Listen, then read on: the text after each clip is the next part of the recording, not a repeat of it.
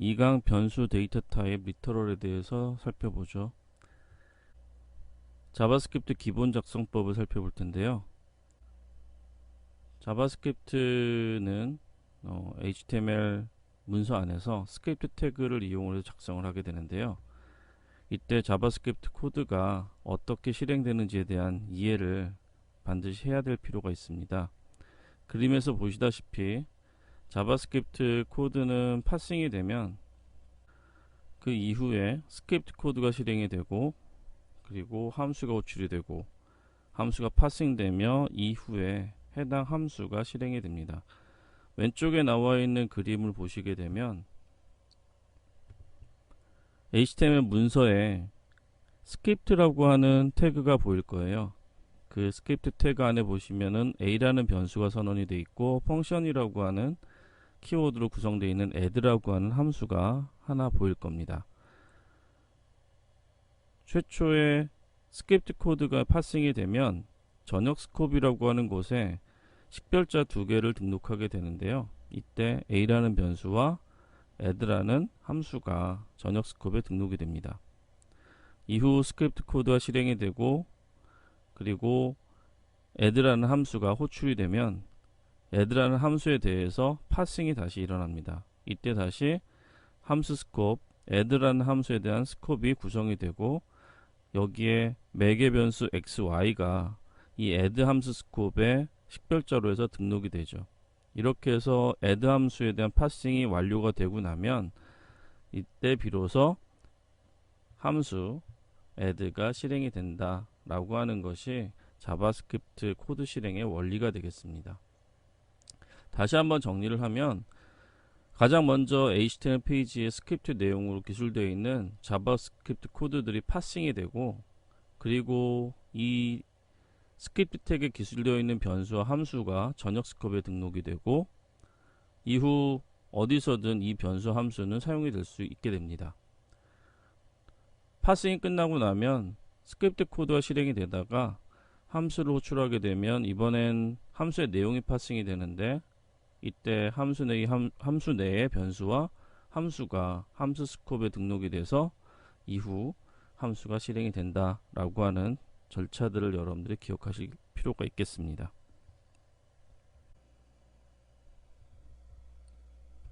자바스크립트 동작 원리를 살펴보기 위해서 HTML 페이지에서 자바스크립트가 어떻게 기술되는지를 한번 살펴보도록 할 텐데요. 먼저 인라인 스크립트라는 방식이 있고요. 외부 스크립트 방식이 있습니다. 인라인 스크립트 방식은 스크립트 아래에 자바스크립트 코드를 직접 작성하는 방식을 얘기를 하고요. 다시 얘기하면 HTML 페이지 안에 스크립트 태그를 만들고, 그 스크립트 태그 사이에다가 여러분들이 원하는 자바스크립트 로직을 코드로 구성을 하시면은 그 방식을 우리는 인라인 스크립트 방식이라고 얘기를 합니다. 외부 스크립트 방식은 이와는 다르게 확장자가 JS, 일반적으로 우리가 사용하는 확장자는 이제 JS로 사용을 하고요. 이런 외부 파일을 작성을 해서 그 외부 파일에다가 자바스크립트 코드를 작성을 합니다. 그리고 이 외부 파일을 스크립트의 src라고 하는 속성, 소스 속성으로 지정을 하시면은 그 파일을 읽어들여서 실행하게 되는 것이 바로 외부 스크립트 방식이라고 할 수가 있겠습니다. 외부 스크립트와 인라인 스크립트는 동시에 작성하실 수는 없고요. 그래서 src 속성을 여러분 작성을 하셨다면 인라인 스크립트는 이제 무효화되고요. 인라인 스크립트와 외부 스크립트를 동시에 사용하려고 하지 마시고, 물론 스크립트 태그를 여러 개 썼을 때는 인라인 스크립트와 외부 스크립트를 여러 군데 여러분들 원하시는 스타일에 맞게끔 작성하실 수는 있겠지만, 동시에 하나의 스크립트 태그 안에서 외부 스크립트와 인라인 스크립트를 동시에 작성하시는 것은 불가능하다라고 하는 것을 알아두시면 되겠습니다. 또한 스크립트 태그는 일반적으로 헤드 태그 아래나 또는 바디 태그 아래에다가 작성하는 그런 방법을 쓰는데요. 위치나 이런 부분들은 프로젝트를 저희가 진행해 보면서 자세한 설명을 드리도록 하겠습니다. 자바스크립트 출력하기 실습을 한번 저희가 진행해 보도록 하죠. 앱타나 스튜디오를 여러분들이 실행을 시키셔서 프로젝트를 만드는 것부터 출발하도록 하겠습니다. 앱타나 스튜디오에서 파일의 뉴 메뉴 아이템을 선택하시고 웹 프로젝트를 선택합니다. 디폴트 프로젝트를 저희는 사용할 거고요. 프로젝트 이름을 랩 02로 작성하도록 하겠습니다. 작성한 후에 피니시 누르시고요. 랩 02에서 우리가 템플릿을 구성해 보도록 하겠습니다. 그냥 블랭크로 시작하죠. 파일의 이름을 02-01 HTML로 작성하겠습니다. 다음과 같이 HTML 기본 템플릿을 작성을 하시고요. 인라인 스크립트를 작성을 합니다. 인라인 스크립트는 스크립트 태그 사이에 자바스크립트 코드를 삽입하는 방식이라고 설명드렸었는데, 지금은 다큐멘트 객체 라이트 라인이라고 하는 메소드를 이용을 해서 여기 대문자가 아니라 이거는 소문자 L이다라고 하는 걸 좀 조심하셔야 되겠네요. 많이 실수들 하시는 부분입니다. 처음 하실 때. 자, 그리고 그 안에 문자열로 되어 있는 어떤 값을 지금 매개 변수로 전달을 했습니다. HTML로 출력하는 거기 때문에 태그하고 중복되지 않도록 하기 위해서 지금 여기 특수 문자들 이용을 해서 greater than 그 다음에 less than을 이용을 해서 앰퍼서드로 시작하는 참조 문자들을 사용을 했습니다. 이에 대한 실행 결과를 살펴보기 위해서는 일단 저장을 하시고 우측 버튼 누르셔서 Run as JavaScript Web Application 하시면은 해당 결과를 브라우저를 통해서 확인하실 수가 있겠습니다. 보시는 것처럼 스크립트 태그 아래 인라인 스크립트에 의한 출력입니다 라고 하는 결과가 출력이 됐고요. 이어서 외부 스크립트 방식으로 사용하는 코드를 살펴볼 텐데요. 02-01.js라고 하는 자바스크립트 파일을 이제 작성해서 불러드리도록 할 것입니다. 그러면 02-01.js 파일을 만들어 보도록 하겠습니다.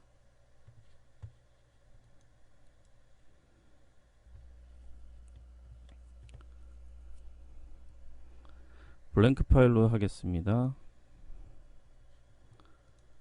이름은 02-01.js 파일로 작성을 하실 거고요. 다큐멘트 객체 라이트라인 메소드를 2번 출력하는 코드를 작성하도록 하죠. 저장하시고 HTML 파일로 이동을 하셔서 역시 저장하시고 한번 실행을 해보도록 하겠습니다. 아까 마찬가지로 02-01 HTML을 웹 애플리케이션으로 실행을 해보도록 하죠. 결과 보시면은 외부 스크립트에 대한 출력을 살펴보실 수가 있습니다. 앞서 서두에 설명을 드렸던 것처럼 인라인 스크립트와 외부 스크립트는 서로 별도의 공간에서 사용할 수는 있지만 동시에 작성하실 수는 없습니다. 그 예를 보여드리기 위해서 외부 스크립트에 인라인 스크립트를 추가해 보도록 하죠. 외부 스크립트에 인라인 스크립트를 작성을 했습니다. 저장을 하시고 한번 실행을 해 보도록 하죠. 결과는 자, 보시다시피 출력이 되지 않고 있죠. 출력이 되지 않는다는 얘기는 인라인 스크립트가 무효화 처리가 됐습니다. 그래서 외부 스크립트와 인라인 스크립트를 동시에 사용하게 되면은 인라인 스크립트는 이제 무시가 되는, 그래서 같이 사용할 수 없다라고 하는 것을 다시 한번 강조하도록 하겠습니다.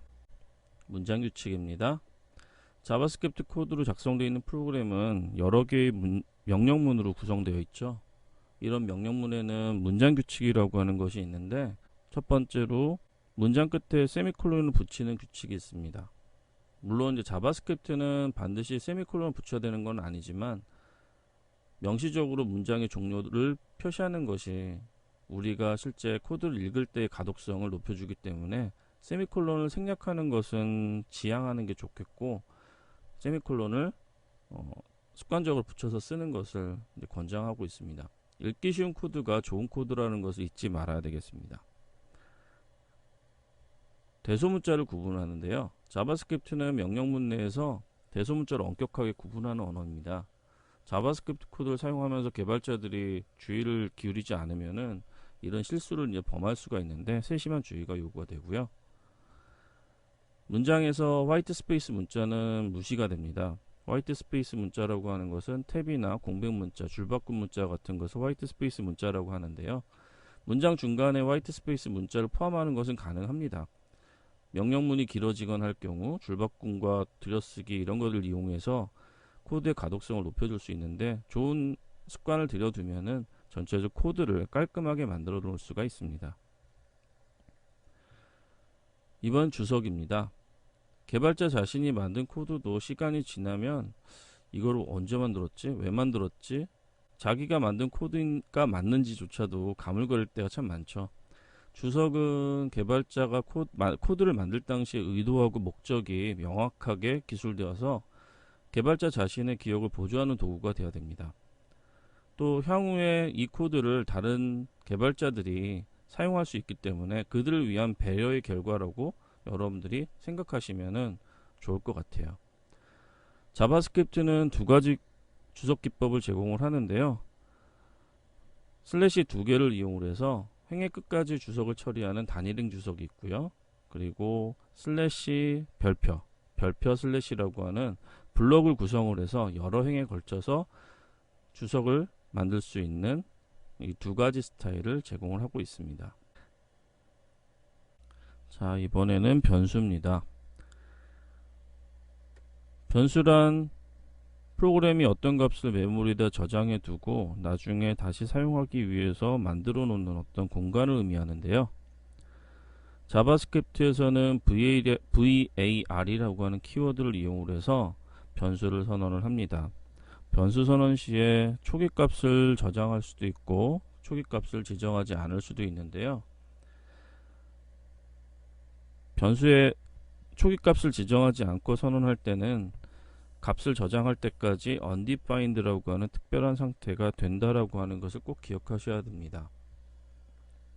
자바스크립트는 값을 할당하기 전까지 undefined라고 하는 아주 특별한 상태가 있는데 뒤에서 좀 더 자세하게 살펴보도록 하겠습니다. 물론 VAR이라고 하는 키워드를 생략해서 쓸 수도 있는데 뒤에서 여러분들 배우시게 될 변수 스코프 문제가 발생할 수 있으니까 항상 변수 선언하실 때는 그런 어떤 문제들을 미연에 방지하기 위해서 VAR 키워드를 꼭 쓰도록 하는 습관을 들여두시도록 하십시오. 변수를 선언한 다양한 예인데요. 첫 번째 A라고 하는 변수가 선언되어 있군요. 여기에는 값이 할당이 안 돼 있으니까 undefined 상태일 거고요. 두 번째 B하고 C가 있는데 B하고 C는 한 라인에서 두 개의 변수를 선언을 했습니다. 물론 B하고 C도 초기화 값을 주지 않았기 때문에 undefined 상태입니다. D라고 하는 변수는 0이라는 값으로 초기화가 됐네요. 그리고 E하고 F는 2와 4라고 하는 숫자 값으로 초기화돼서 선언되었고요. 그리고 G는 6으로 초기화된 상태로 선언이 되어 있고 H는 값을 할당하지 않았으니까 undefined라고 하는 상태가 됩니다. I하고 J라고 하는 변수가 선언이 되어 있는데 I는 undefined 그리고 J는 8이라는 값을 가지고 있습니다. 변수 선언 시 VAR 키워드 앞에 설명드렸지만 생략 가능합니다. 하지만 변수 스코프 문제가 발생할 수 있으니까 VAR 키워드는 생략하지 않는 것을 권장하겠습니다. 다음은 식별자 규칙인데요. 먼저 식별자에서 첫 번째 문자는 A부터 Z까지 알파벳 대소문자와 언더스코어 그리고 달러 표시 이렇게 유효한 문자만 여러분들 사용하실 수 있고요. 그리고 나머지는 여기에 숫자와 관련되어 있는 0에서 9까지의 부분도 사용하실 수가 있습니다. 그래서 지금 아래 나와 있는 요 예제와 같은 케이스들은 전부 유효한 식별자라고 할 수가 있겠습니다. 또한 자바스크립트 예약어, 자바스크립트에서 예약해 놓고 사용하고 있는 키워드들은 식별자로 사용할 수 없다라고 하는 것도 좀 주의를 하셔야 되겠죠. 1강에서 자바스크립트는 변수의 타입을 명시할 필요가 없는 값에 의해 데이터 타입이 결정되는 동적인 언어, 또 약한 타입의 언어다라고 말씀을 드렸었습니다. 이러한 언어적 특성이 VAR이라고 하는 키워드를 사용하는 이유이기도 한데요. 자바스크립트는 저장되는 값에 따라서 변수의 타입이 바뀝니다. 다음에 예를 볼까요? K에 우리는 숫자값 10이라고 하는 값을 저장을 했고요. 그리고 변수 L에 문자열이라고 하는 문자열 값을 저장을 했습니다. 자, 그런데 그 다음 문장 한번 보세요. L에 10이라는 값을 저장했네요. 과연 이게 가능할 것인가 의구심이 드시죠? 자, 자바스크립트는 이것이 가능합니다. 자바스크립트는 저장되는 값에 의해서 변수의 타입이 바뀌는 동적인 언어이기 때문에 가능합니다. 자, 그러면 값에 의해서 데이터 타입이 결정되는 자바스크립트의 특징을 한번 저희가 연습해 보도록 하죠. 실습 들어가도록 하겠습니다. 앞서 변수 선언에 대한 설명을 했던 부분을 코드로 옮겨왔습니다. 스크립트 태그 안에 A, B, C, D, E, F, G, H 그리고 I, J와 같은 변수를 선언을 했고요. 이때 아까 말씀드렸던 것처럼 A와 B와 C 그리고 H, I와 같은 변수들은 값을 할당하지 않았기 때문에 undefined 상태가 될 것입니다 라고 말씀드렸었고요. 이것을 우리가 이제 출력을 하게 되면 undefined라고 하는 문자열로 출력이 됩니다. 값을 할당받지 않은 변수들은 출력을 했을 때 undefined라는 문자열을 출력한다 라고 하는 것 꼭 기억하시도록 하시고요. 그리고 D와 E 그리고 F, G 그 다음에 J와 같은 변수들은 지금 숫자 값을 할당하고 있죠. 그래서 숫자 값에 해당하는 값을 출력하도록 되어 있습니다. 자, 실행 결과 한번 살펴볼까요? 자바스크립트 웹 애플리케이션 실행을 하게 되면 지금 보시다시피 A, B, C 그리고 H하고 I는 우리가 예상했던 undefined라고 하는 문자열을 출력하고 있습니다. undefined 상태에 대한 출력으로서 undefined 문자열을 출력하고 있는 것입니다. 그리고 D와 E와 F, G, J는 지금 숫자 값을 출력하고 있습니다. 자, 변수 K에는 숫자 10이라는 값을 집어넣고요. 그리고 변수 L에는 문자열 값을 우리가 추가를 했습니다. 당연히 얘를 출력하게 되면 10과 문자열이라고 하는 값이 출력이 돼서 결과를 보여주게 될 거고요. 자, 그런데 30번 라인에서 우리는 L에다가 12라는 값을 집어넣습니다. 자, 그러면 문자열 타입이었던 변수가 숫자 타입으로 바뀌게 됩니다. 그렇게 해서 L에 12라는 값이 들어가 있으므로 12라는 값을 출력하게 되는 거죠. 이게 바로 자바스크립트의 아주 중요한, 여러분들 꼭 기억하셔야 될 특징이라고 할 수가 있겠습니다. 결과 한번 살펴보도록 하죠. 자, 말씀드렸다시피 문자열이었던 변수가 숫자 값을 담는 변수로 바뀐 것을 확인하실 수가 있습니다. 값을 저장하는 기본형 데이터 타입에 대해서 살펴보도록 하죠.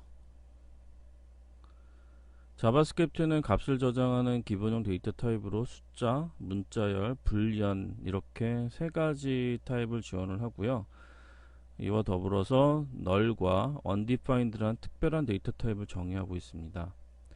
기본 타입은 고정 크기의 메모리 공간을 차지하고요. 예를 들어서 숫자 타입의 경우에는 8바이트를 차지하고 불리언 타입은 1비트만으로 표현이 되고요. 예외적으로 문자열 타입은 우리가 지정하기에 따라서 크기가 가변적으로 변하고요.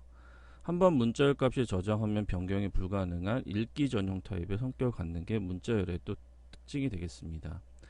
지금 기본형 타입에 대한 어떤 특징을 표로 표시를 하고 있는데요. 해당 내용을 여러분들이 잘 숙지를 하셔서 예, 그 데이터 타입의 각각의 특징들을 잘 이해하고 사용하실 필요가 있겠습니다. 먼저 숫자의 경우 자바스크립트는 정수하고 실수를 따로 구분하지 않고 있고요. IEEE 754 표준에 의한 8바이트 실수로 표현이 되고 있습니다. 상당히 큰 범위의 숫자들을 다뤄서 사용하실 수도 있고요. 문자열은 유니코드 문자나 숫자, 문장 부호들의 시퀀스로 이제 데이터를 텍스트를 표현하게 됩니다. 작은 따옴표 또는 큰 따옴표의 쌍으로 표현하실 수가 있습니다. 문자 타입은 없고요. 만약에 단일 문자 표현하시고 싶으시면은 역시 문자열로 해서 길이가 1인 문자열을 여러분들이 사용하시면 되겠습니다. 불리언은 true하고 false라고 하는 리터럴 이용을 해서 참과 거짓이라고 하는 진리값을 표현하실 수 있습니다. 널은 undefined하고 거의 혼용해서 쓰기는 하는데 실제로 좀 구분을 명확하게 하실 필요는 있고요. 널은 원래 참조 타입하고 사용하기 위해서 만든 예하고고요. 어떠한 객체도 나타나지 않는 특수한 값으로 사용하면 됩니다. undefined는 변수에 어떤 값을 할당한 적이 없을 경우에 나타내는 상태값이고요. 그리고 그 변수에 값이 할당된 적이 없거나 아니면 존재하지 않는 어떤 객체 프로퍼티에 접근할 때 반환되는 값으로 사용하는 것이 바로 undefined가 되겠습니다. 널과 undefined에 대한 내용뿐만 아니라 숫자, 문자열, 불리언에 대한 자세한 내용들은 또 뒤에서 다뤄보도록 하겠습니다. 다음은 참조값을 저장하는 참조용 데이터 타입인데요. 객체, 배열, 함수, 이것이 자바스크립트가 제공하는 참조용 데이터 타입입니다. 객체의 크기는 고정되어 있지 않고 배열은 원소의 개수가 또 가변적이고, 그리고 함수는 실행 코드를 포함하고 있는데 이 역시 실행 코드 역시 가변적이 되겠죠. 따라서 참조 데이터 타입은 데이터 값 자체가 아니라 그 값을 가질 수 있는 위치 정보를 저장하게 되는데요. 크기가 정해져 있지 않은 참조용 데이터 타입은 동적으로 할당이 되고 더 이상 사용되지 않으면은 할당되었던 메모리를 가베지 컬렉션에 의해서 자동 회수가 된다라고 하는 것을 기억하시기 바라겠습니다. 배열은 데이터 값들의 모임이고요. 각 데이터에는 인덱스라고 하는 것이 있어서 0부터 시작을 하게 되는데 이 인덱스를 이용으로 해서 여러분들이 그 각 원소에 접근하실 수가 있습니다. 배열명 다음에 대괄호로 둘러싼 인덱스 값을 사용을 해서 각각의 원소에 접근하실 수가 있습니다.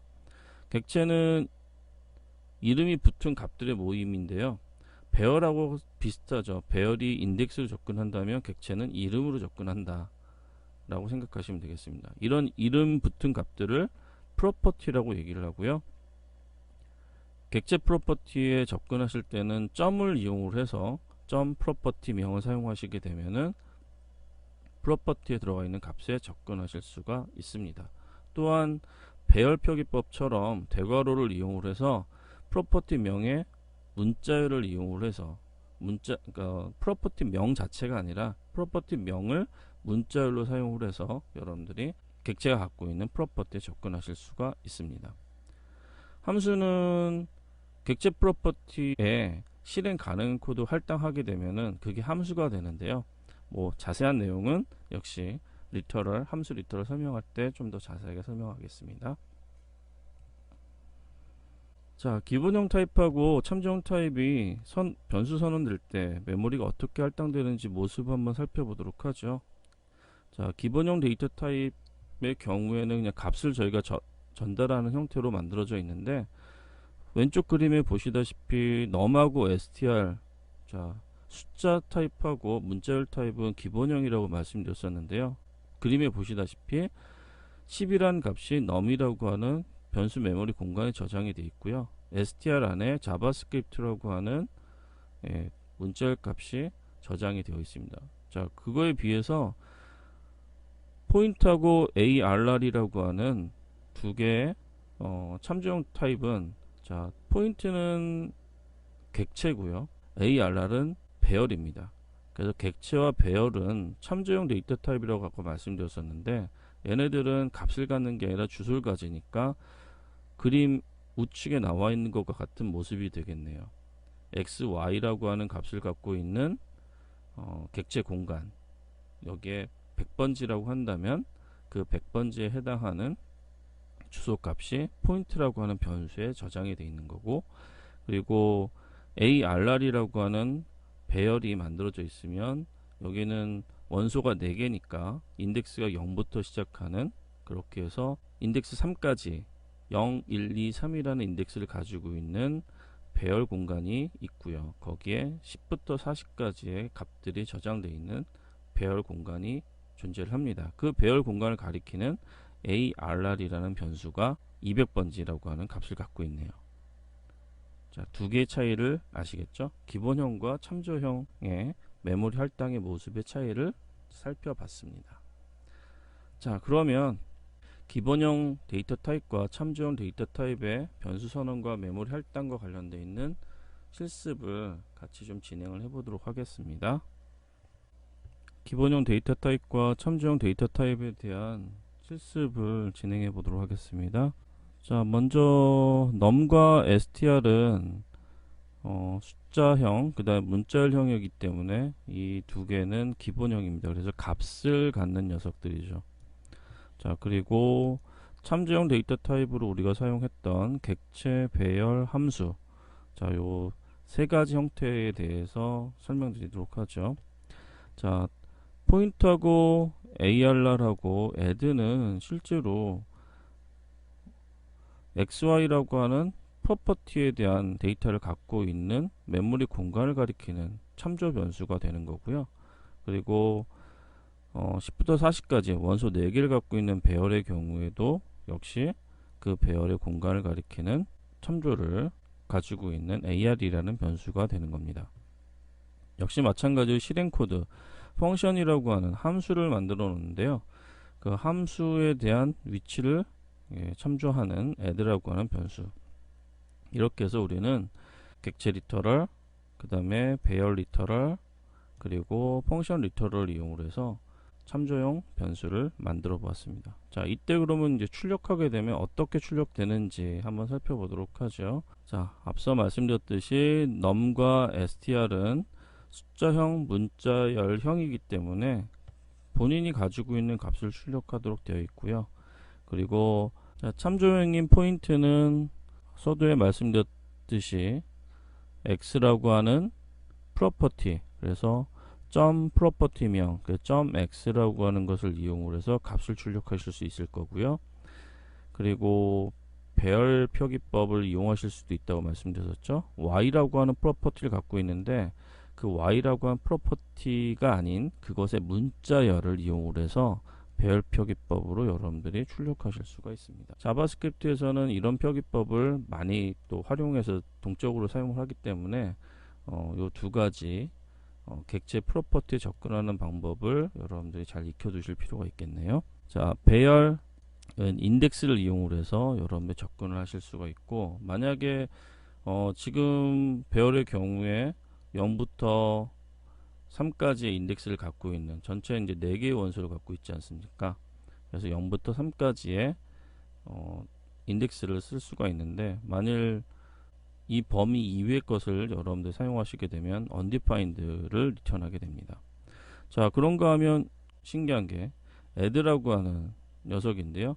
add라고 하는 것은 함수입니다. 지금 만들어진 게 함수인데, 함수는 함수의 내용을 출력하도록 되어 있어요. 그래서 실제로는 toString이라고 하는 메소드에 의해서 그 결과가 출력이 되는 건데요. 그건 객체 지향 관련되어 있는 내용이니까 좀 이따 뒤에 가서 저희가 또 살펴보도록 하죠. 자, 해서 add라고 하는 함수까지. 자, 근데 아래 보시면은 add에 2하고 3을 전달을 했는데 요거는 이제 함수를 호출하는 구문이죠. 그래서 2하고 3이 op1하고 op2에 전달이 돼서 op1과 op2의 값을 더한 값을 리턴을 하고 있으니까 결국에는 5라는 값을 만들어서 반환을 해주고 있고요. 그러니까 출력되는 내용이 이제 5가 될 겁니다. 자, 실행 결과 한번 살펴보도록 하죠.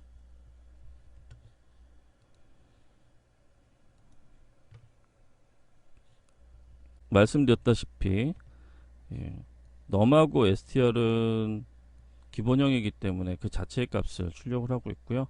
그 다음 포인트 객체가 갖고 있는 x라는 프로퍼티, 그리고 포인트 객체가 갖고 있는 y라는 프로퍼티, 그리고 어레이의 첫 번째 원소, 어레이의 네 번째 원소에 들어가 있는 값들을 출력하고 있습니다. 그리고 add라고 하는 펑션 자체에 들어가 있는 그 실행 코드에 대한 내용을 출력하는데, 이거는 add toString이라고 하는 특별한 메소드가 있어서 그 메소드에 의해서 코드가 실행 코드 내용이 출력되는 형태로 문자를 반환을 하고 있습니다. 자, 그리고 그 다음 거는 이제 매개 변수를 2하고 3을 넘겨줘서 op1하고 op2라고 하는 매개 변수의 값이 담겨져서 그 합한 결과를 출력한 결과를 이제 리턴하는 그런 내용이 되겠습니다. 자, 지금부터는 리터럴을 본격적으로 좀 다뤄보도록 하죠.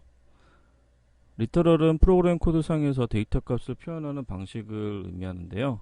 자바스크립트에서 리터럴은 숫자, 문자열, 그리고 배열, 그리고 객체, 함수, 불리언, undefined, 널과 같은 리터럴들이 존재를 합니다.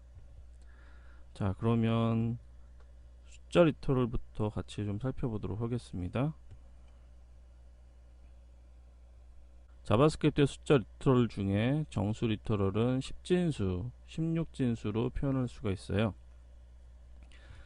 16진수 리터럴은 0x, x가 이제 소문자나 대문자로 사용하실 수가 있고, 그리고 16진수 숫자들을 붙여서 사용을 합니다. 16진수는 0부터 9까지, 그리고 10부터 15는 A부터 F, 알파벳을 붙여서 이제 사용을 하게 됩니다. 그리고 8진수의 경우에는 0으로 시작을 하는데 0에서 7 사이의 숫자들을 붙여서 표현을 하죠. 그래서 아래 예제에 나와 있는 것처럼 0, 그 다음에 32767, 그리고 0xff, 03777.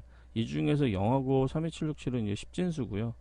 0xff에는 16진수를 표기한 255라고 하는 10진수 255가 되겠죠. 그 다음에 0377에도 10진수로는 255에 해당하는 8진수 값이 되겠습니다.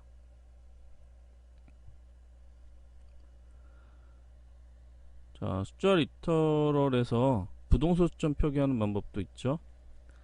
실수 표기법하고 지수 표기법으로 나눠져 있는데요.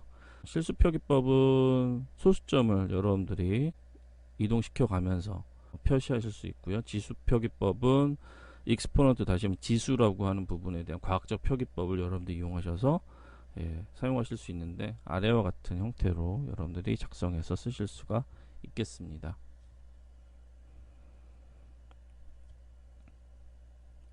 인피니티와 nan이라고 하는 것이 있는데요.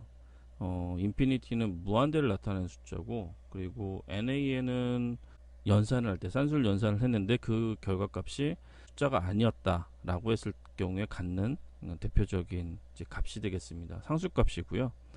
nan, 인피니티 이런 것들을 포함해서 모든 숫자 데이터는 타입 오브라고 하는 연산을 하게 되면은 넘버라고 하는 문자를 반환을 해줍니다. 그래서 자바스크립트는 실제로 값에 의해서 타입이 결정된다고 말씀을 드렸었는데, 숫자의 경우에는 타입 오브 연산을 하게 되면은 넘버라는 문자열을 이제 반환을 해준다라고 하는 특징도 기억해 두시기 바라겠습니다.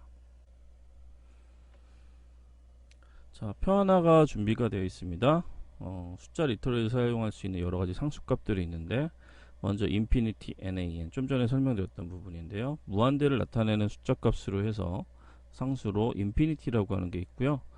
is infinity라고 하는 전역 함수가 제공이 돼서 false를 반환을 하면은 infinity 값임을 우리가 확인할 수 있고, 얘는 비교 연산이 가능합니다. 그래서 infinity는 비교 연산할 때 얘가 infinity 값인지 아닌지 우리가 확인하실 수 있고요. 그리고 nan, not a number라고 하는 nan은 숫자 값이 아니다라고 하는 것을 나타내는 특별한 상수인데요. NaN은 비교연산이 안 됩니다. 여기에 좀 주의를 하셔야 돼요. 그래서 반드시 is NaN이라고 하는 함수를 이용을 해서 얘가 숫자 값이 아니다라고 하는 것을 검사하는 함수 is NaN을 사용해서 체크를 하셔야 됩니다. 자, 그리고 아직 저희가 배우진 않았지만 넘버 객체에 정의가 되어 있는 맥스 밸류, 민 밸류, NaN, 포지티브 인피니티, 네거티브 인피니티라고 하는 아주 특별한 이런 상수값들도 준비가 되어 있습니다. 자, 그럼 숫자 리터럴 한번 실습을 해보도록 하죠. a라는 변수에 10이라는 값이 들어가 있습니다. 당연히 출력하면 10이라는 값이 출력이 될 거고요. 10이라고 하는 숫자 리터럴에 의해서 a라는 변수는 숫자 타입이 되었고요. 이 숫자 타입의 변수에 대해서 우리가 타입 오브 연산을 하게 되면 당연히 넘버라고 하는 문자열을 리턴하게 됩니다. 또한 10은 유한한 값이기 때문에 is finite가 true를 리턴하게 될 거고요. 그리고 얘는 숫자 타입이기 때문에 숫자 타입 중에서는 이제 우리가 유효한 숫자가 되겠죠. 그래서 is NaN은 당연히 false를 리턴하게 됩니다. 자, 그리고 0으로 나눴을 때 우리가 수학적으로는 뭐 불능 뭐 이렇게 얘기를 하는데요. 자, 0으로 1을 나누면 이때 b라는 변수의 값에는 자바스크립트에 infinity라는 값이 들어갑니다. 그러니까 무한대라고 하는 어떤 값이 들어가게 되는데요. 역시 얘는 타입 오브 연산에서 인피니티도 역시 숫자의 숫자 값을 나타내는 어떤 상수이기 때문에 타입 오브의 넘버라고 하는 문자를 리턴하게 될 겁니다. 그리고 is finite라고 하는 함수에 의해서 얘는 인피니티이기 때문에 이제 false라고 하는 값을 리턴하게 되겠죠. 자, 그리고 is NaN은 역시 얘도 뭐 숫자에 해당하는 거기 때문에 not a number는 아니니까 이제 false가 됩니다. 자, 다음에 이제 산술연산, 숫자하고 문자열을 가지고 산술연산을 했어요. 곱하기와 같은. 자, 이때 C라는 변수에는 어떤 것이 저장되는가? 아까 이제 말씀드렸다시피 산술연산 할 때 이제 숫자 타입하고 숫자 타입이 연산이 되는 숫자하고 문자열이 연산을 해서 결과값에 NaN이라고 하는 값이 들어갑니다. 자, 근데 NaN은 타입 오브 연산에서는 넘버 타입으로 결과가 나온다고 아까 말씀드렸던 거 기억하시죠? 그래서 넘버라고 하는 값을 리턴하도록 되어 있고요. is finite 당연히 false고요. 그렇죠? is NaN은 true 값을 리턴하는 결과를 반환하게 됩니다. 실행 결과 한번 살펴보도록 하죠.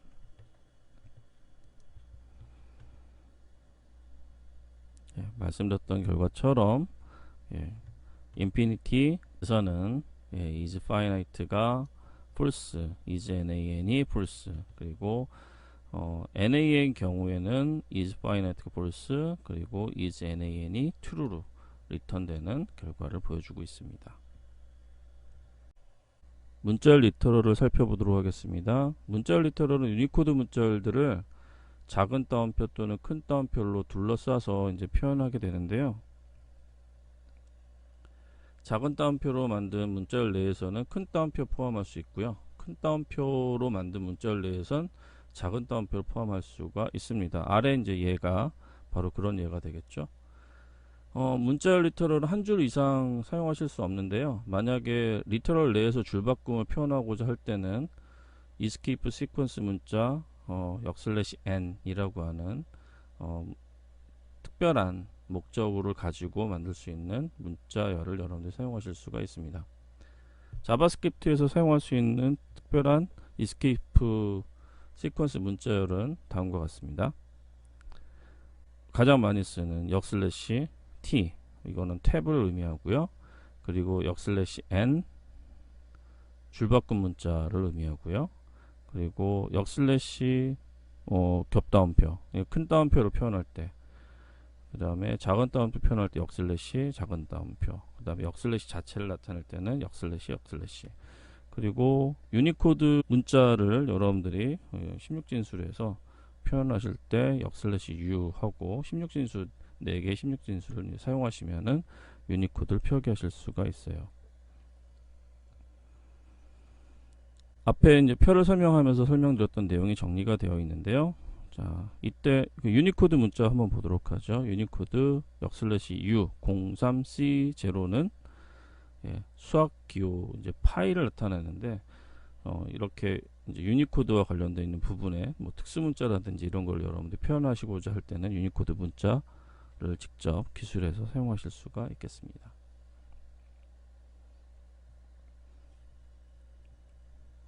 자, 문자열 리터럴 실습 한번 저희가 해보도록 하겠습니다. 문자열 리터럴과 관련되어 있는 짧은 예제인데요. 앞에서 설명드렸던 내용을 코드로 옮겨봤습니다.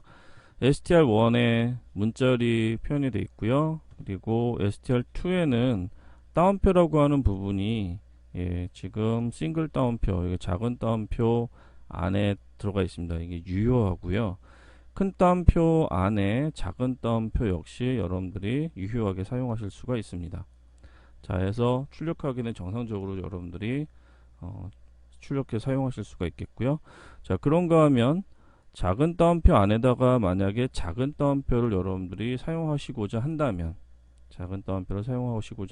역슬래시하고 작은 따옴표 하시면은 출력용으로 작은 따옴표 쓰실 수가 있는데, 지금 보시면 출력할 때 역슬래시와 그 다음에 따옴표를 출력하고자 하니까 역슬래시 이렇게 되면은 출력용 역슬래시가 만들어진 거고요.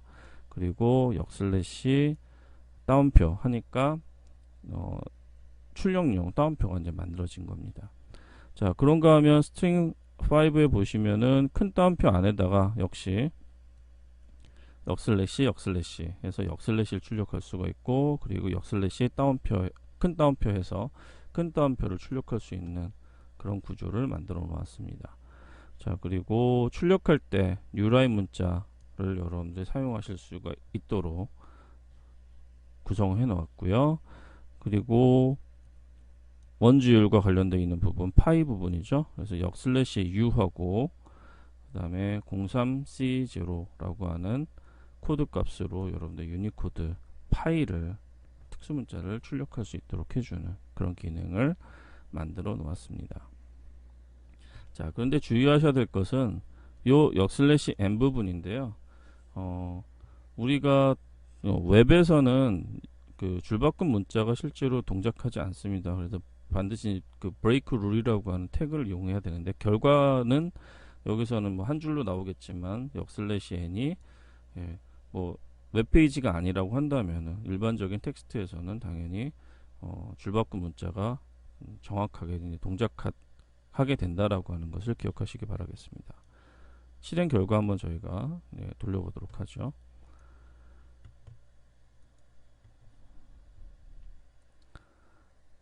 지금 보신 것처럼 예상했던 결과들이 정상적으로 나오는 것을 확인하실 수가 있을 겁니다. 눈여겨보실 것은 아까 말씀드렸다시피 역슬래시 n과 관련되어 있는 부분 뉴라인 문자가 정상적으로 찍혀 있는데 웹브라우저 다시 웹페이지 상에서는 실제로 줄 바꿈 문자가 HTML 상에서는 동작하지 않는다라고 하는 것을 기억해 두시기 바라겠습니다.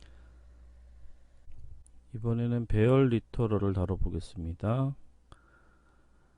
배열은 데이터 값들의 모음입니다. 그래서 우리가 어떤 집합형 데이터로서 배열을 다루게 되는데요.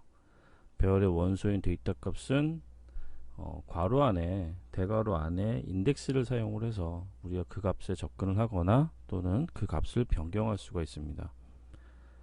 배열의 인덱스는 0부터 시작하기 때문에 배열의 원소 개수보다 하나 작은 인덱스까지 유효 범위를 갖게 되고요. 자바스크립트의 배열은 랭스 프로퍼티라고 하는 것을 제공을 해줘서 전체 원소의 개수가 몇 개인지를 랭스 프로퍼티를 통해서 알 수가 있습니다. 자바스크립트에서 배열의 원소는 어떤 데이터 타입이라도 사용할 수 있고요. 이질적인 데이터를 다룰 수 있는 그런 컬렉션의 성격을 갖고 있습니다. 배열 리터럴은 콤마로 구분한 값을 대괄호로 감싸서 표현하도록 만들어져 있습니다. 비어있는 배열은 그냥 대괄호만 사용하시면 되고요. 그리고 각 원소들을 콤마로 구분을 해서 지금 예제 보시는 것처럼 숫자를, 그리고 문자열을, 그리고 그 안에 배열 안에다 배열을 또 원소로 만들어서 마치 2차원 배열일처럼 이제 다룰 수 있는 그런 구조를 자바스크립트 배열은 지원하고 있습니다. 배열 리터럴 실습을 통해서 배열에 대한 성격들을 한번 살펴보도록 하겠습니다. ARR1이라고 하는 변수가 비어있는 배열입니다. 해서 이 비어있는 배열이란 얘기는 원소가 없다란 얘기가 되겠죠. 자, 그러면 13번 라인에 나와 있는 0, 1, 2, 3.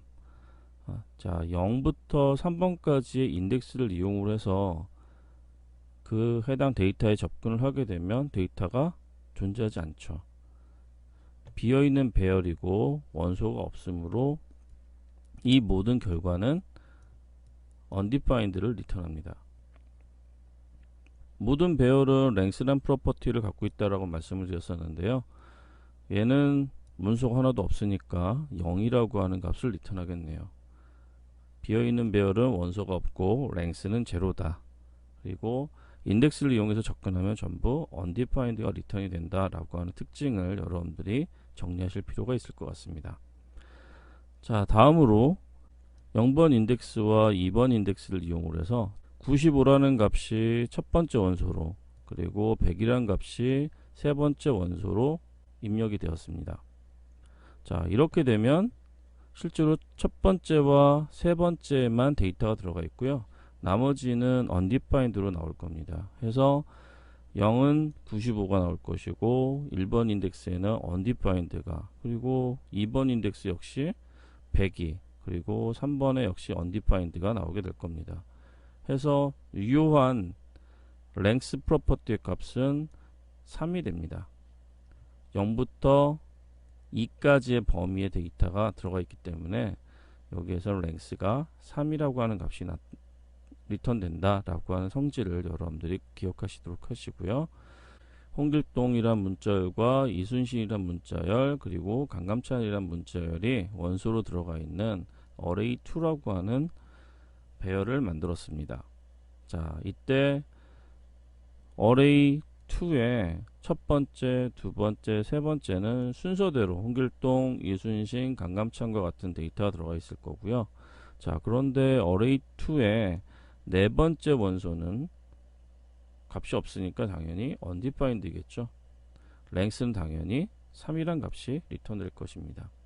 자, 이번에는 array2d입니다. array2d는 배열을 원소로 하는 배열입니다. 원소가 배열이라는 얘기죠. 자, 그러면 첫 번째 원소, array2d의 첫 번째 원소는 배열인데요. 배열을 출력할 때는 toString이 원소를 콤마로 연결을 해서 문자열을 리턴을 해주기 때문에 원소에 대한 콤마 값을 구분된 문자열을 출력하게 됩니다. 자, 그런데 array2d의 3은 네 번째 원소인데요. 원소가 3개밖에 없죠. 이때 세 번째는 undefined로 결과가 나올 것이고요. 이때 length는 당연히 3이 되겠죠. 자, 그러면 배열을 원소로 하는 배열은 원소 자체가 배열이기 때문에 이때 첫 번째, 두 번째와 같은, 자, 원소가 배열이니까 거기에 원소를 우리가 접근할 수가 있는데 이때 역시 인덱스를 이용해서 접근할 수가 있습니다. 자, 그러면 array2d의 제로의 제로는 당연히 을지문덕이 될 것이고요. 연계소문은 array2d의 제로의 1번 인덱스가 되겠죠. 자, array2d의 제로 하면은 첫 번째 원소에 해당한데 첫 번째 원소의 length는 2개니까 2라고 하는 값을 리턴하겠네요.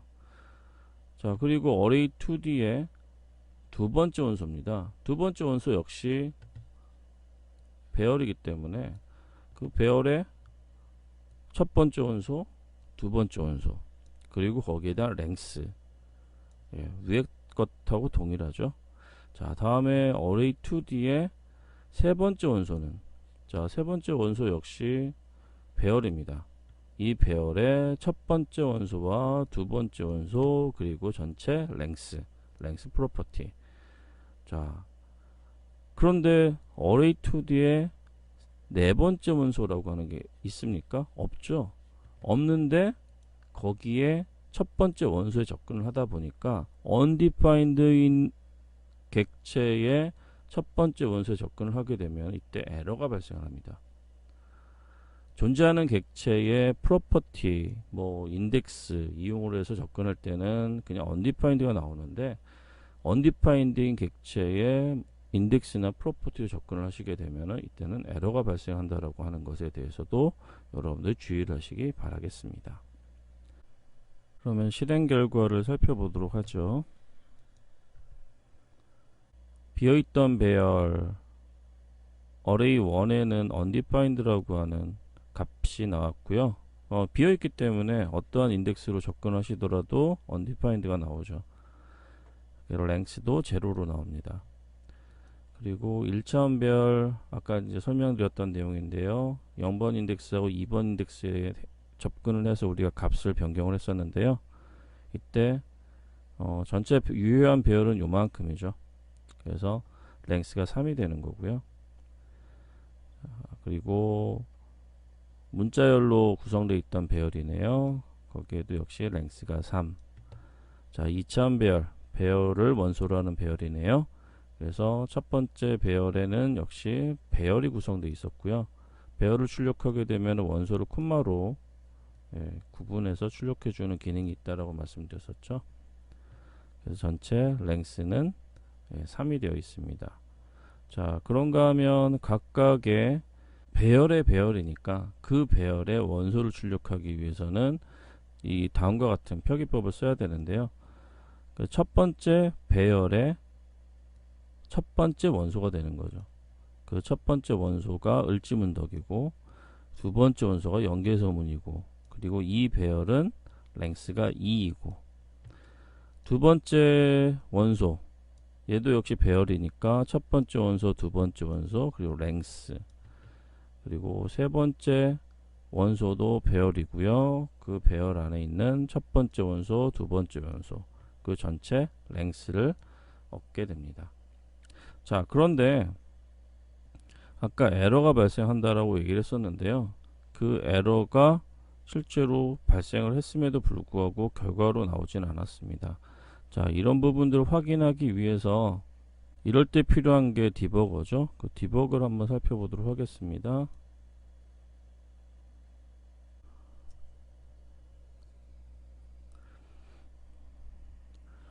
자, 어떤 결과가 나옵니까? array 2D에 3은 undefined 되어 있다라고 해서 그 결과가 출력되는 것을 확인하실 수가 있습니다. 객체 리터럴입니다. 객체는 이름이 붙어있는 값들의 모음인데요. 이런 값들을 우리는 프로퍼티라고 얘기를 하고요. 이름이 있기 때문에 이름을 통해서 접근을 합니다. 객체의 프로퍼티는 객체명 다음에 점 그리고 프로퍼티 명을 붙여서 접근할 수 있고요. 앞서 배웠던 것처럼 배열표 기법을 이용해서 객체명 다음에 대괄호 그리고 그 안에 프로퍼티 명에 해당하는 문자열을 써서 접근할 수가 있습니다. 프로퍼티에는 배열이나 함수, 객체와 같은 어떠한 타입이라도 우리는 사용할 수가 있습니다. 객체에는 메소드라고 하는 것이 있는데요. 메소드는 실제로 프로퍼티인데 함수가 저장이 되면 이것을 우리는 메소드라고 합니다.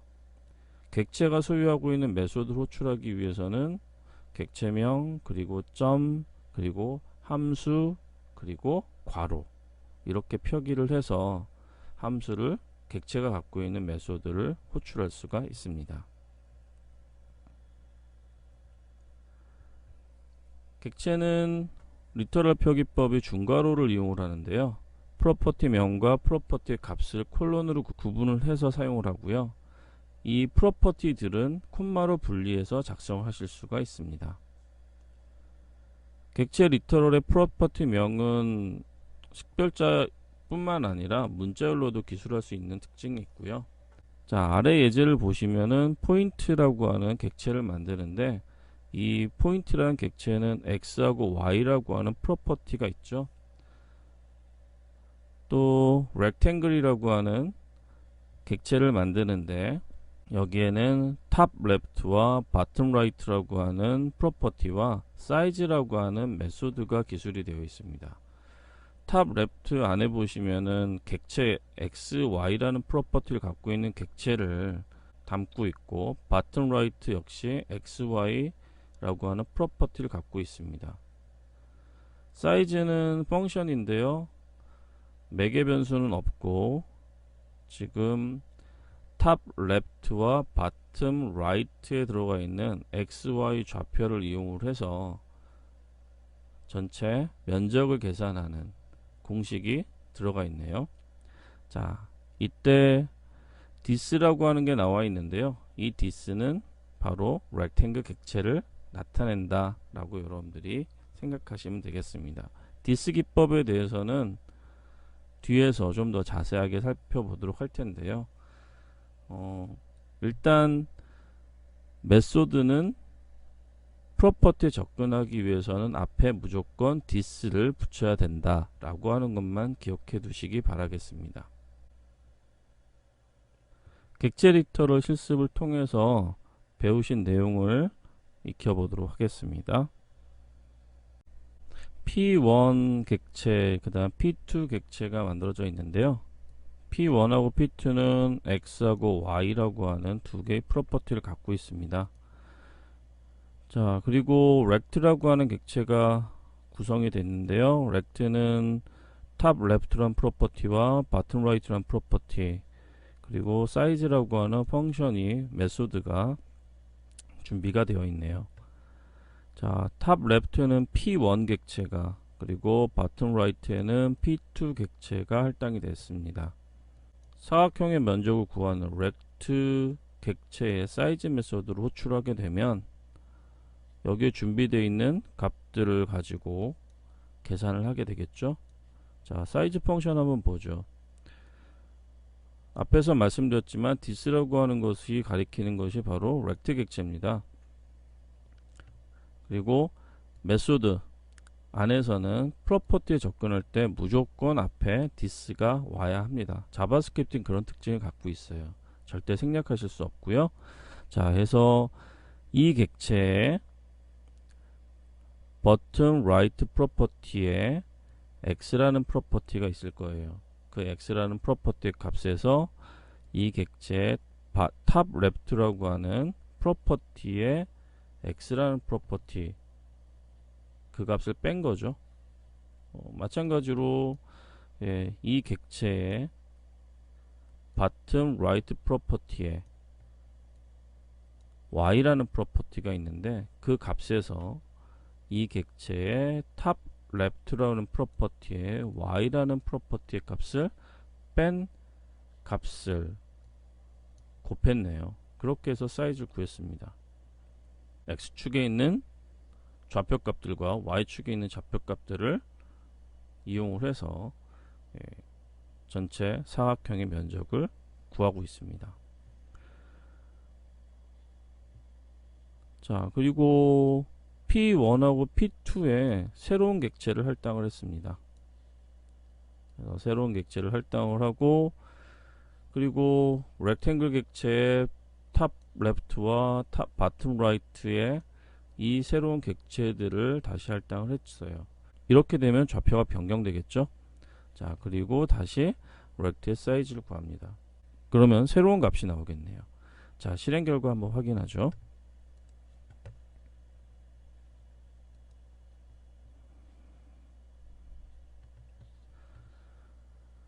자, 위치가 변경되기 전에 사각형의 넓이와 위치가 변경된 후에 사각형의 넓이가 나왔습니다. 자, 지금 보신 것처럼 4000이라고 하는 값에서 그 다음에 10,000이라는 값으로 변경이 됐네요. 프로퍼티의 내용을 변경을 했으니 rect 객체의 값이 변경이 되었겠죠. 함수 리터럴입니다. 함수는 어떤 값을 이용해서 우리가 미리 정의해 놓은 로직을 처리해서 결과를 반환하는 구조를 우리는 함수라고 얘기를 하는데요. 자바스크립트에서는 객체 프로퍼티에 할당될 수 있는 실행 가능한 코드 값, 이걸 우리는 함수라고 얘기를 합니다. 또 객체 프로퍼티에 저장되어 있는 함수를 우리는 메소드라고도 얘기를 하고요. 함수는 데이터 타입으로 다룰 수 있기 때문에 변수나 배열이나 객체 프로퍼티에 저장해서 사용할 수 있고, 또 뒤에서 다시 설명드리겠지만 어떤 다른 함수에 전달 인자로 해서 넘겨줄 수도 있습니다. 대표적인 케이스가 우리가 콜백이라고 하는 메커니즘을 사용을 할 때 이런 함수를 전달 인자로 넘겨줄 수도 있고요. 함수를 리턴해 줄 수도 있습니다. 자바스크립트 아주 중요한 특징 중에 하나인 클로즈를 설명드릴 때 다시 한번 자세하게 다뤄보도록 하겠습니다. 함수 리터럴은 펑션 키워드의 소괄호를 이용을 하시고요. 여기에 이 괄호 안에 매개 변수들을 목록으로 작성하시면 되고요. 그리고 함수 몸체를 중괄호로 표현을 해서 어떤 값을 리턴하게 되면 리턴문을 마지막에 작성하시면 됩니다. 반환값이 없는 리턴문을 작성하거나 리턴문 자체가 없으면은 undefined라고 하는 값을 반환하는 것으로 취급합니다. 아래 add라는 함수가 하나 만들어져 있는데요. add라고 하는 변수에 펑션을 넘겨주는 거죠. op1과 op2는 매개 변수를 의미하고요. 이 매개 변수는 함수의 입력값이 되는 거죠. 입력값을 받아서 그걸 더한 값을 반환하는 그런 형태의 함수를 하나 지금 만들어 놓았습니다. 자, 그럼 함수 리터럴을 실습해 보도록 하겠습니다. 변수 add에 펑션 리터럴을 이용을 해서 값을 할당을 했습니다. 이 펑션 리터럴에는 op1이라고 하는 매개 변수와 op2라고 하는 매개 변수를 사용을 하고 있는데요. 펑션의 매개 변수는 이 펑션을 호출할 때 사용하는 입력값이 되겠죠. op1하고 op2라고 하는 매개 변수 입력값을 둘 더해서 반환을 하는 게 바로 이 펑션이 하는 일입니다. 자, 그럼 이렇게 만들어진 펑션을 사용하는 펑션 호출문이 있네요. 자, add라고 하는 함수를 호출하는데 이때 5와 3이라는 값을 인자로 넘겨줍니다. 이때 5라는 값이 op1에 그리고 3이라는 값이 op2에 전달되는데요. 이 전달된 값을 이용을 해서 op1과 op2는 넘버 타입이 됩니다. 자, 그 숫자 타입의 변수 두 개가 합을 구하니까 값은 8을 리턴하겠네요. 바로 요 함수 호출했던 자리로 8이 반환이 되고 전체 결과는 문자열로 해서 결과가 만들어지게 됩니다. 불리언 리터럴입니다. 불리언 리터럴은 참 거짓의 진리값 두 가지를 표현하는 데 사용을 하는데요. true 또는 false라는 값을 사용을 합니다. 불리언 값은 일반적으로 비교한 결과로 만들어지게 되는데 제어 구조 내에서는 조건 판단하는 데서 주로 사용하게 됩니다. 또 하나 자바스크립트에서 여러분들 기억하셔야 될 것은 불리언 값이 산술 연산에서는 true가 숫자 1로 변환이 되고요. false는 숫자 0으로 변환이 된다고 하는 것이고요. 문자열 연산할 때 true 값은 문자열 true로, 그다음 false는 문자열 false로 변환이 됩니다. 또 논리 연산을 할 때는 0, undefined, null, not a number, 그리고 공백 문자열, 이거 모두 false로 변환돼서 평가된다라고 하는 것을 주의하셔야 됩니다. 아래 나와 있는 예제는 is opened라고 하는 변수가 선언이 되어 있는데 거기에 false라는 값을 할당을 했으니까 얘는 불리언 변수가 되겠죠. 자, 그런데 is opened의 앞에 not이라는 연산이 있습니다. 그렇게 되면 전체 평가는 true가 될 거예요. 왜냐하면 is opened에 이미 false라는 값이 들어있기 때문에 이것의 not 연산은 true가 됩니다. score라고 하는 어떤 변수가 있는데 이게 70 이상이 되면은 이 식은 true로 평가가 될 것입니다. 불리언 리터럴 실습 한번 해보죠.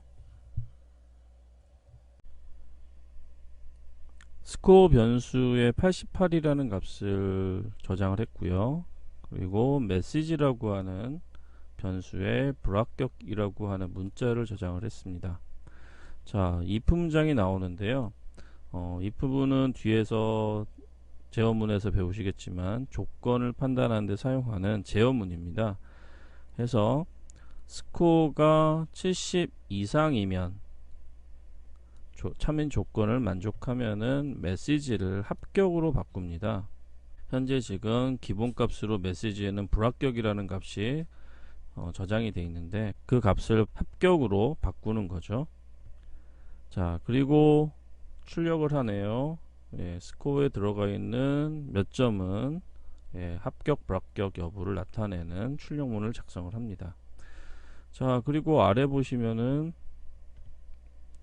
A에는 0, B에는 undefined, C에는 null, 그 다음에 D에는 not a number, E에는 공백 문자열. 자, 좀 전에 배우셨던 내용들 그대로인데요. 얘네들은 논리연산에서 평가가 될 때 당연히 false로 평가가 돼서, 자, 아래 나와 있는 결과물을 한번 볼까요? 자, 여기 보시면은 not A, A는 지금 0이라는 값이 들어가 있는데요. 그러면 false가 되겠죠. false의 not이니까 결과는 true가 될 것이고요. 그리고 B에는 undefined가 들어가 있으니까 undefined의 not 하면은 변환이 undefined는 false가 되니까, 그리고 그것의 not 연산 해서 결과는 true가 됩니다. 자, 그리고 C 역시 null도 역시 논리연산에서는 false로 바뀌니까 전체 결과는 true가 될 것이고요. not a number도 마찬가지죠. false가 되어서 전체는 true가 되고요. 그리고 공백 문자열 역시 false가 되어서 true의 결과를 리턴하게 됩니다. 해당 실행 결과 한번 볼까요?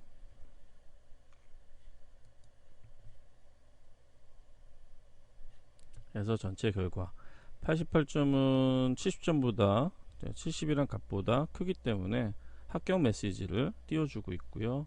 그리고 여기 나와 있는 각 변수들의 실행 최종 결과는 전부 다 true가 나오는 것을 확인하실 수가 있습니다. undefined와 null입니다. undefined는 변수가 선언은 되어 있는데 값이 할당되어 있지 않으면은 undefined 상태가 됩니다. 그래서 우리는 그러한 변수에 접근하거나 존재하지 않는 객체 프로퍼티에 접근할 경우, 또는 배열에 인덱스를 이용해서 접근하는데 실제로 그 원소가 존재하지 않을 경우, 이때 undefined를 반환받게 됩니다. 논리연산에서는 false로 평가되고요. 산술연산에서는 not a number로 평가가 됩니다. 또한 문자열 연산에서는 undefined라고 하는 문자열이 리턴돼서 연산되니까 그런 특징을 잘 기억하시도록 하시고요. 자, 그리고 null인데요. null은 자바스크립트의 예하고고요. 보통 참조 타입하고 같이 사용을 합니다. 어떠한 객체도 나타나지 않는 특수한 참조를 나타내는 용도로 사용을 하는데요. 논리연산에서 false로 변환이 되고요. 산술연산에서는 undefined하고 다르게 0으로 평가가 된다라고 하는 특징이 있네요. 또한 문자열 연산에서는 null이라는 문자열로 변환돼서 연산이 됩니다.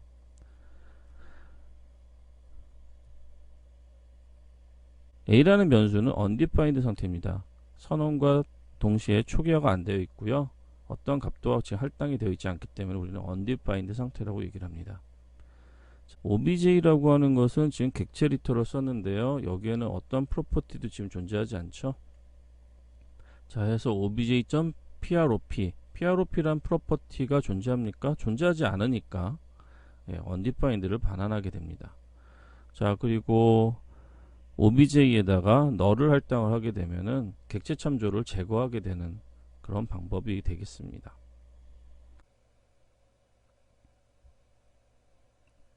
undefined와 null에 대한 실습을 진행해 보죠.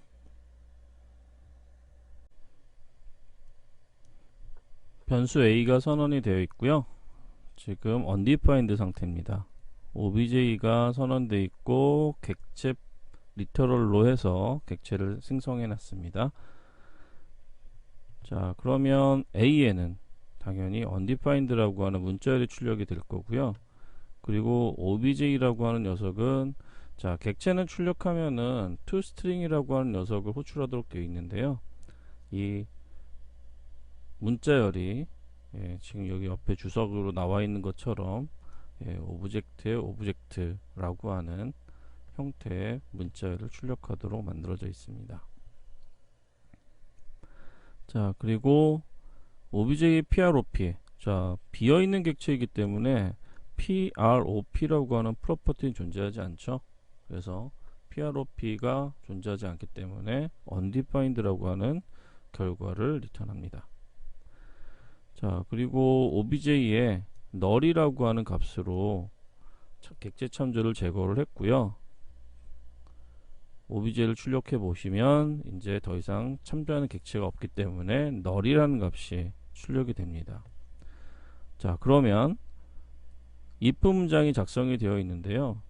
자, A는 현재 지금 undefined죠. undefined는 논리연산에서 false를 평가를 받고, 그리고 거기에 대한 not 연산을 수행하기 때문에 전체 결과는 true가 되죠. true가 되기 때문에 if 문장 안에 나와 있는 요 명령이 실행이 됩니다. 그래서 당연히 변수에 있는 초기화가 필요합니다 라고 하는 문구가 작성이 돼서 출력이 될 겁니다. 자, 그리고 obj, 자, obj 역시 null 값을 갖고 있는데요. 이 null 값은 논리연산에서 false로, 그리고 전체 결과는 not false니까 true가 되겠네요. 해서 해당 명령문의 결과를 출력합니다. 역시 변수 obj는 참조하는 객체가 없습니다 라고 하는 문장을 출력하게 되겠습니다. 결과 한번 보죠. 자, 실행 결과는 다음과 같습니다. A undefined, 그 다음 obj 비어있는 객체 하나 만들었었고요. 그렇기 때문에 프로퍼티 없고요 해서 undefined가 나왔어요. 그리고 obj에다 널값 할당을 하고 나서 두 개의 제어문을, if 제어문을 실행을 했더니 A는 초기화가 필요하고 obj는 참조하는 객체가 없다라고 하는 문구를 출력을 했습니다.